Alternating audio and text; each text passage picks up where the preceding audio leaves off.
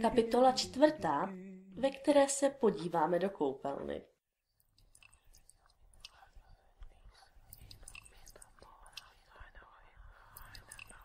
Ríša nevěřícně hleděl na vanu.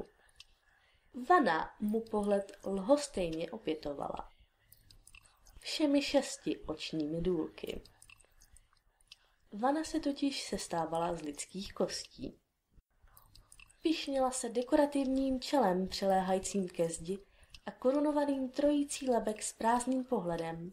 Jejichž výrazy nicméně v mdlém osvětlení koupelny slibovaly téměř podměšilou radost nad tím, že nejenže tu nebohou duši, která bude natolik bláhová, aby se k ním odvážela přiblížit, kousnou, nýbrž, že ji i nakazí směsicí šeredných nemocí, z nichž minimálně 2 dosud nebyly objeveny, 1 je přenosná pouze na zvířata a na dobrou polovinu z nich neexistuje účinná léčba.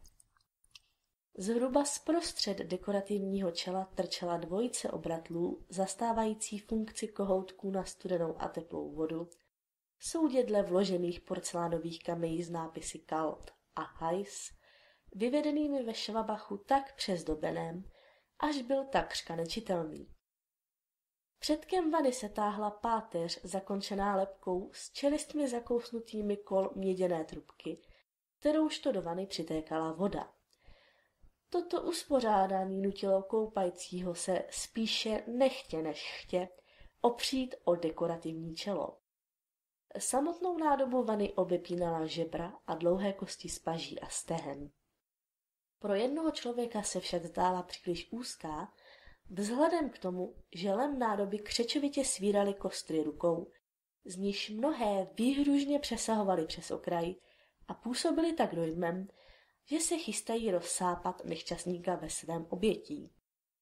Jedna z rukou groteskně čněla nad vanou a mezi kůstkami prstů její otevřené dlaně dolů po vřetení i loketní kosti stékala narůžovělá hmota, o níž nezbylo než jen vroucně doufat, že snad byla původně mýdlem.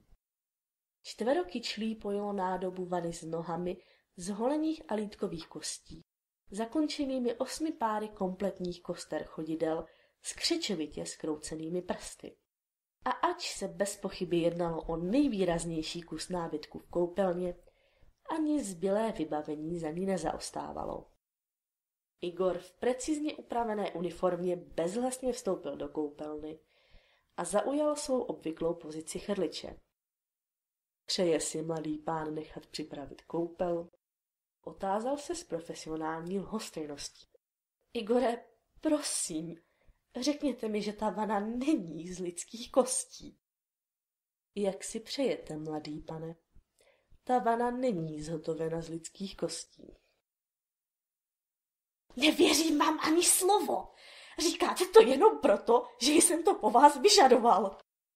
Vaše přání je svým rozkazem, mladý pane. Ríša napůl zděšeně, napůl rezignovaně rozhodil ruce. Igor si decentně odkašlal. Odvážíte-li se podívat zblízka, mladý pane, zhledáte, že vana jest uměleckým dílem téměř nevyčíslitelné hodnoty, zručně vyřezaným z jednoho kusu z kamenělého dřeva. Ríša se zdráhavě přiblížil k vaně a přemáhaje takřka nepřekonatelný odpor učinil, jak radil komoří. Zlehka přejel konečky prstů po chladivém kameni. Velmi věrohodné, pravil s úlevou. Přesto o estetickém cítění onoho řezbáře by se dalo polemizovat. Pakliže vybavení reprezentativní koupelny není dle vašeho vkusu, mladý pane, možná byste upřednostnil jinou z celkem 7 koupelen nalézajících se na panství. A ty zbylé nejsou v obdobném stylu?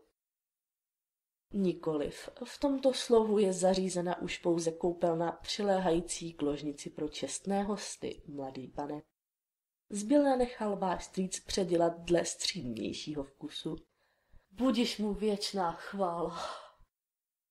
Igor se pousmál. V tom případě mne tedy následujte, mladý pane. Věřte mi, Igore, nic na světě neudělám raději.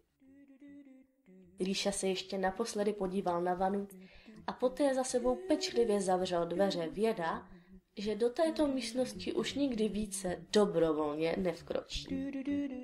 A tak započal Richard Pěnička svůj první den jakožto zemský správce a zároveň zavdal příčinu svým nejděsivějším nočním můrám od dětských let.